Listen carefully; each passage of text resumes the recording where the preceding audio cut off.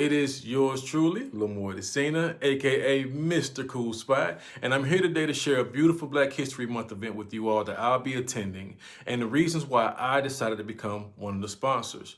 This is just a little bit of Black history that I feel like maybe some people have forgotten about, but we're going to keep it fun, engaging, and yeah, let's grow together and let's learn. Let's get into this.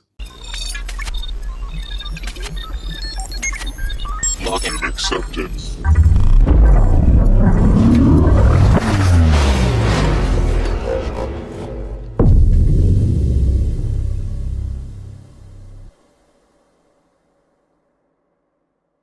There's a free event happening on February 18th, 2024 that I want you guys to know about that's called DROP, which is an acronym for Deprogram Restoration of Pride.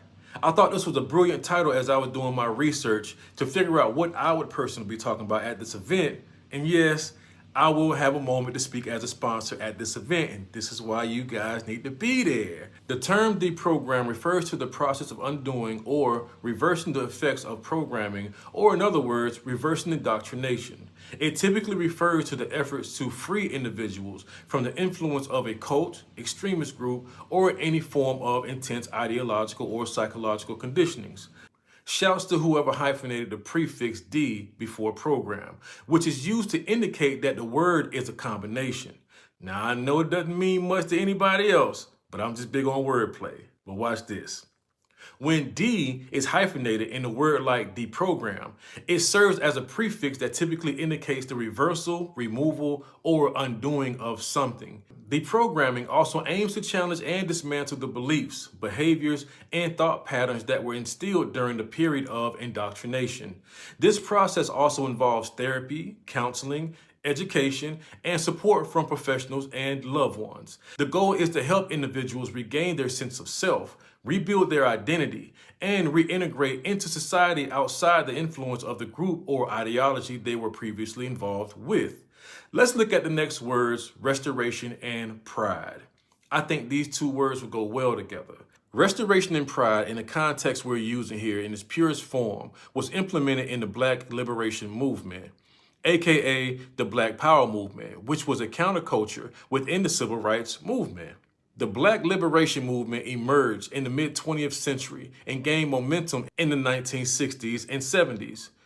It was a diverse movement dedicated to combating racial injustice and achieving liberation for Black people in the United States, where Black Power activists founded various institutions like Black-owned bookstores, food cooperatives, farms, media, printing presses, schools, clinics, ambulance services to promote self-sufficiency and safety in African-American neighborhoods. Restoration in the Black Liberation Movement referred to as a reclaiming and restoring the rights, dignity, and power denied to Black individuals in communities due to systematic racism. It aimed to challenge white supremacy and secure justice, equality, and self-determination for Black people.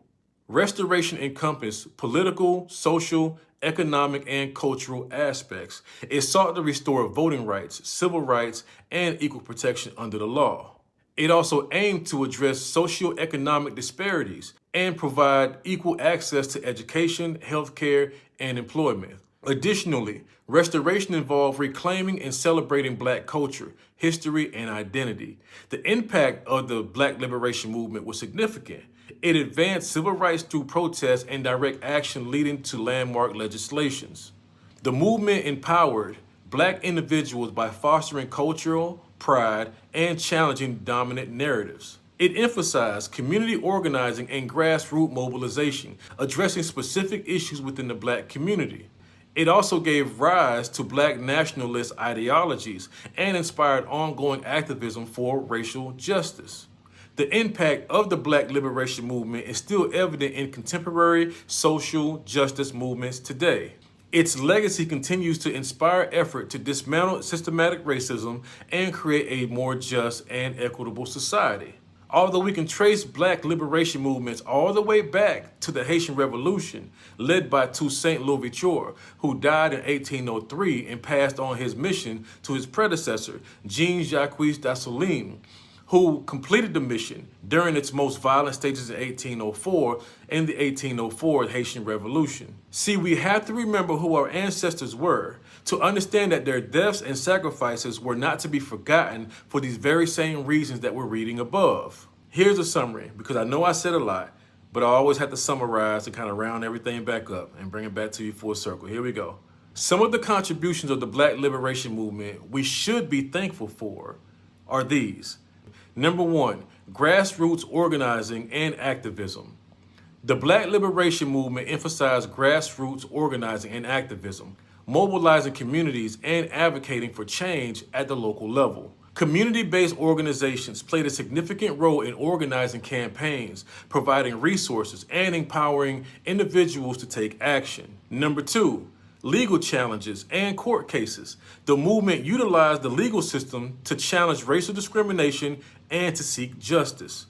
Activists and organizations filed lawsuits and pursued legal challenges to discriminatory practices, helping to dismantle legal barriers and set important precedents. Number three, political representation. The Black Liberation Movement sought to increase Black political representation at all levels of government. Activists encouraged and supported Black individuals to run for political office, activating for policies that address the needs and concerns for the Black community. Number four, voters registration and mobilization. The Black Liberation Movement focused on securing voters' rights for Black Americans. Activists worked to overcome barriers such as poll taxes and literacy tests, increasing Black voter participation, and ensured the right to vote for millions of Black individuals. Number five, civil rights legislations. The Black Liberation Movement exerted immense pressure on the government to pass important civil rights legislations. Their efforts were instrumental in the passage of landmark laws, including the Civil Rights Act of 1964 and the Voting Rights Act of 1965, which aimed to end racial discrimination and secure equal protection under the law for Black individuals. Piggybacking off legislations, here are a few we should be thankful for. Number one, the Fair Housing Act of 1968. This legislation prohibited discrimination in housing based on race, color, religion, or national origin. It aimed to address housing discrimination that perpetuated racial segregation and limited housing opportunities for Black individuals and communities. Number two, Equal Employment Opportunity Act of 1972. This act expanded the anti-discrimination laws and established the Equal Employment Opportunity Commission to enforce laws against employment discrimination based on race, color, religion, sex, or national origins. It aimed to ensure equal employment opportunities and combat workplace discrimination, which is why I reverence my ancestors for what they did to lay my foundation in what I walk in today. And you should too.